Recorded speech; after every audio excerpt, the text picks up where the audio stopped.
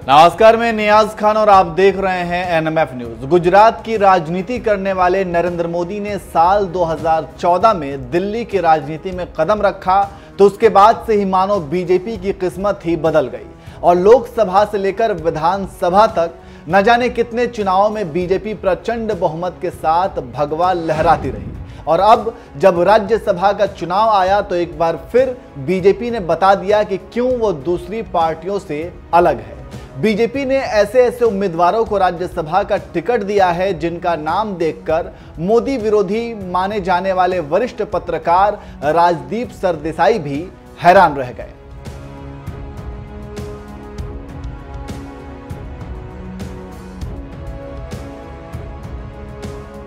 दरअसल कुछ ही दिनों पहले बीजेपी ने राज्यसभा के 16 उम्मीदवारों की एक लिस्ट जारी की थी, जिसमें लक्ष्मीकांत वाजपेयी, कविता पाटीदार, सुरेंद्र सिंह नागर, सतीश चंद्र दुबे, संगीता यादव, बाबूराम निषाद, निर्मला सीतारमण, जग्गेश, पीयूष गोयल, अनिल बोंडे, घनश्याम तिवारी, राधा मोहन अग्रवाल, दर्शना सिंह, कल्पना सैनी, शंभू शरण पटेल और कृष्णलाल पंवार जैसे नेताओं का नाम शामिल था।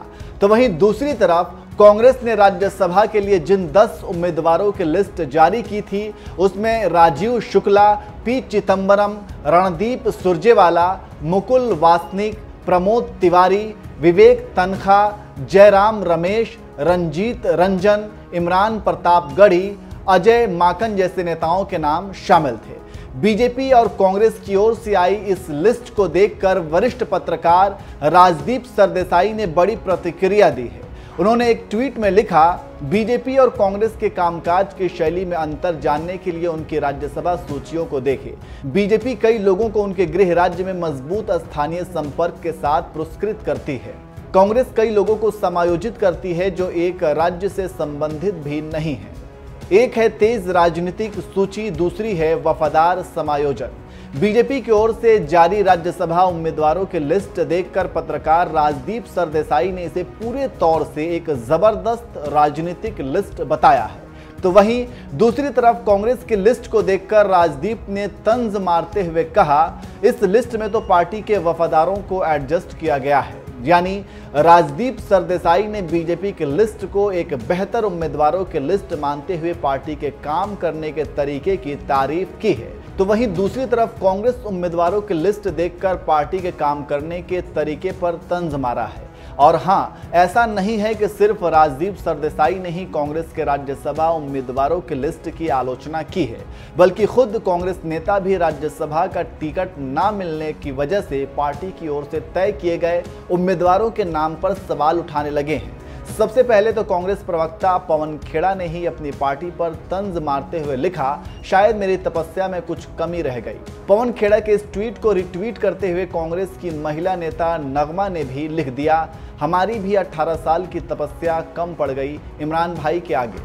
नगमा ने पार्टी की ओर से तय किए गए राज्यसभा उम्मीदवार इमरान प्रताप गढ़ी के नाम पर आपत्ति जताते हुए कहा, सोनिया जी के कहने पर जब मैं 2003 से 4 में पार्टी में शामिल हुई थी, जब उन्होंने मुझे राज्यसभा भेजने के लिए कहा था, तब से 18 साल हो गए लेकिन हमें मौका नहीं मिला। वहीं महाराष्ट्र से इमरान प्रताप गढ़ी को राज्यसभा भेजा जा रहा है, क्या मैं कम योग्य हूं? जब पवन खेड़ा और नगमा जैसे कांग्रेस नेता ही अपनी पार्टी की ओर से जारी राज्यसभा उम्मीदवारों की लिस्ट पर सवाल उठाने लगे हैं तो आप समझ सकते हैं कि वरिष्ठ पत्रकार राजदीप सरदेसाई को क्यों ये बात बोलनी पड़ी कि बीजेपी और कांग्रेस के कामकाज की शैली में अंतर जानना है तो एक बार दोनों पार्टियों की ओर से जारी की गई राज्यसभा उम्मीदवारों की लिस्ट देख लीजिए।